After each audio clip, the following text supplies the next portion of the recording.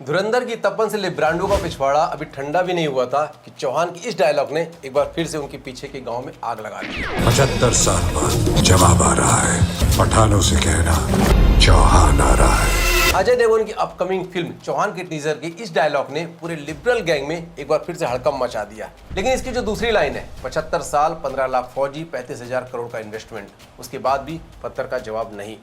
उसने न सिर्फ पिछले 75 सालों की सुरक्षा बलों की मजबूरी की पूरी कहानी कह दी है, बल्कि कराची वुड के खान गैंग और सेकुलर गैंग जो आज तक कश्मीर के पत्थरबाजों आतंकवादियों को जस्टिफाई करते आए हैं, उनको भी नंगा कर दिया है।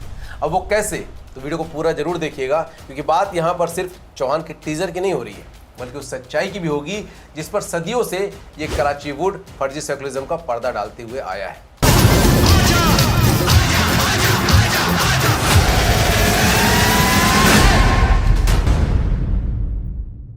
देखिए, 25 जून को अजय देवगन की फिल्म चौहान का जो टीजर लॉन्च हुआ है, उसको देखने के बाद आपको एक बार फिर से धुरंधर फिल्म की याद आ जाएगी। अब इस फिल्म में क्या दिखाया जाएगा, कितना सच कितना फसाना, वो तो पूरी फिल्म आने के बाद ही पता चलेगा।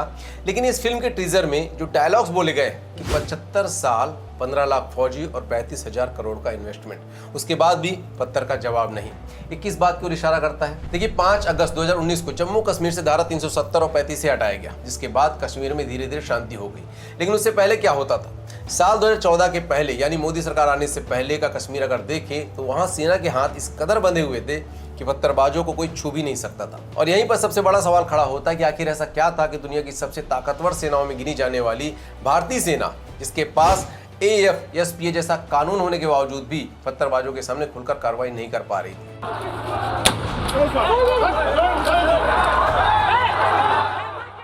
देखिए, साल 2010 में कश्मीर में एक प्रदर्शन हो रहा था, तभी तुफैल मट्टू नाम की 17 साल लड़के की मौत वहां पर हो जाती है। इसके बाद पूरी घाटी में हिंसा भड़क उठती है, आगजनी होने लगती है, जिसमें करीब 112 लोगों की मौत हो जाती है। लेकिन इसमें सिर्फ पत्थरबाजी नहीं, बल्कि सुरक्षा बल भी इसकी भारी कीमत चुका रहे थे।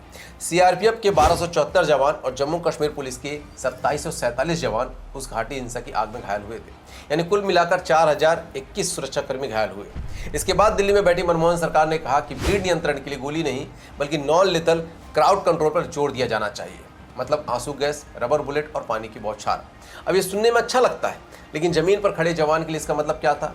कि सामने से पत्थरबाज पत्थर बरसा रहे हों, लेकिन जवान को सिर्फ संयम रखना है। AFSPA होने के बावजूद भी सेना अपनी मर्जी से गोली नहीं चला सकती थी, क्योंकि SOP, मिनिमम फोर्स और प्रोपोर्शनेट रिस्पॉन्स, यानी जितना खतरा उतनी ही कार्रवाई जैसे नियम लागू थे। यानी कानून हाथ में राइफल तो देता था, लेकिन ट्रिगर कब दबाना है उसके ऊपर दर्जनों शर्तें भी लगाता था। और फिर आया 2016, आतंकवादी बुरहान वानी मारा गया, पूरी घाटी में हिंसा भड़क उठी। क्लॉज की रिपोर्ट के अनुसार सिर्फ एक साल में 2808 पत्थरबाजी की घटनाएं हुई और 9235 सुरक्षा बलों के जवान घायल हुए। सोचिए, एक साल में 9235। इसके बाद 2017 में भी 1261 पत्थरबाजी की घटनाएं हुई और 1690 सुरक्षाकर्मी घायल हुए। यानी 2015 से 2017 के बीच कुल 4799 पत्थरबाजी की घटनाएं हुई और 11566 सुरक्षा बलों के जवान घायल हुए। यही वो दौर था जब सुरक्षा एजेंसी लगातार कह रही थी कि पत्थरबाजी सिर्फ विरोध प्रदर्शन नहीं रह गई है। VFI और क्लॉज जैसी संस्थाओं की रिपोर्ट में दावा किया गया कि कई बार आतंकवादियों को बचाने के लिए भी मुठभेड़ वाली जगह ये पत्थरबाज पहुंच जाते थे। सुरक्षा बलों पर पत्थर फेंके जाते थे और आतंकवादियों को पकड़ने वाले ऑपरेशन को बाधित किया जाता था। हालात ये थी कि 2017 में मेजर लितुल गोगोई ने फारूक अहमद डार को जीप के आगे बांध दिया था। तब उन्होंने अपने सुरक्षा बल के साथियों की रक्षा की थी। सेना ने कहा कि अगर ऐसा नहीं किया जाता तो भीड़ को रोकने के लिए गोली चलानी पड़ सकती थी। बहुत सारे लोगों ने इसे नॉन लेथल सोल्यूशन कहा, लेकिन अल जजीरा जैसे अंतर्राष्ट्रीय न्यूज पोर्टल इस घटना को outreach over India, award for human shield soldier जैसे हेडलाइंस का छापते हैं। फिर मानवाधिकार के नाम पर अपनी दुकान चलाने वाले लोग इसे सैनिक की क्रूरता बताकर सवाल उठाने लगते हैं कि आखिर उस कश्मीरी व्यक्ति ने कितना मानसिक आघात झेला होगा। लेकिन हैरानी की बात यह है कि वही लोग शायद ये कभी नहीं पूछते हैं कि उस दिन पत्थरबाजी और हिंसा के बीच फंसे जवान किन परिस्थितियों से गुजर रहे थे, उनकी मजबूरियां क्या थी, उनके सामने क्या विकल्प थे और आखिर ऐसी नौबत क्यों आई।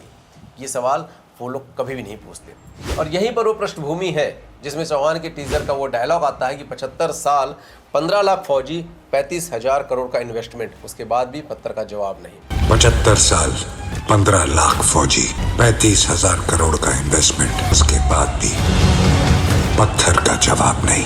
और ये सवाल लॉजिकल भी है, क्योंकि सवाल सिर्फ पत्थर का नहीं था, सवाल उस व्यवस्था का था जिसमें एक जवान को आतंकवादी और पत्थरबाज भीड़ के बीच फर्क करते हुए लड़ना पड़ रहा था।